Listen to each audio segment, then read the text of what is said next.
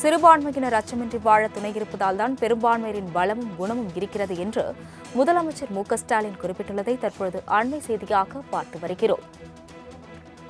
சிறுபான்மையினர் அச்சமின்றி வாழ துணை இருப்பதால் தான் பெரும்பான்மையினரின் பலமும் குணமும் இருக்கிறது என்று முதலமைச்சர் மு.க.ஸ்டாலின் கண்டனம் தெரிவித்துள்ளதை தற்பொழுது அண்மை செய்தியாக பார்த்து வருகிறோம். இதுகுறித்த கூடுதல் விவரங்களை செய்தியாளர் நந்தினி வழங்க கேட்கலாம்.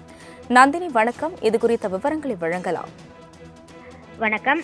நாட்டு மக்களை பிளவுபடுத்தி குளிர்காய நினைக்கும் கலவர கும்பலை இரும்பு கரம் கொண்டு அடக்கிட வேண்டியது நம் அனைவரின் பொறுப்பு என தமிழ்நாடு முதலமைச்சர் தெரிவித்திருக்கிறார்.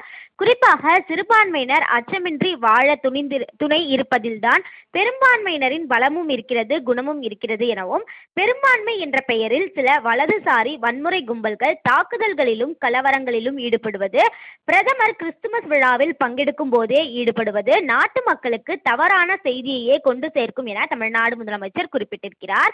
மேலும் மணிப்பூர் கலவரங்களை தொடர்ந்து இப்போது ஜபல்பூர், ராய்ப்பூர் மற்றும் பிற இடங்களிலும் சிறுபான்மையினர் மீது தாக்குதல் என்பதை நல்லிணக்கத்தை விரும்பும் நாட்டு மக்கள் எவராலும் ஏற்றுக்கொள்ள முடியாது என குறிப்பிட்டுள்ள முதலமைச்சர், மத்திய பாஜக அரசு பொறுப்பேற்ற பிறகு சிறுபான்மையினருக்கு எதிரான வெறுப்பு பேச்சுக்கள் 74% அதிகரித்திருப்பதாக சொல்லப்படும் புள்ளி விவரங்கள் எதிர்காலம் எதிர்நோக்கியுள்ள ஆபத்துகளை உணர்த்துவதாகும்.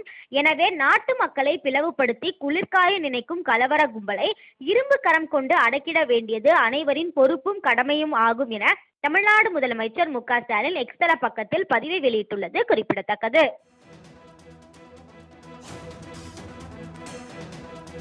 நந்தினி, விவரங்களுக்கு நன்றி.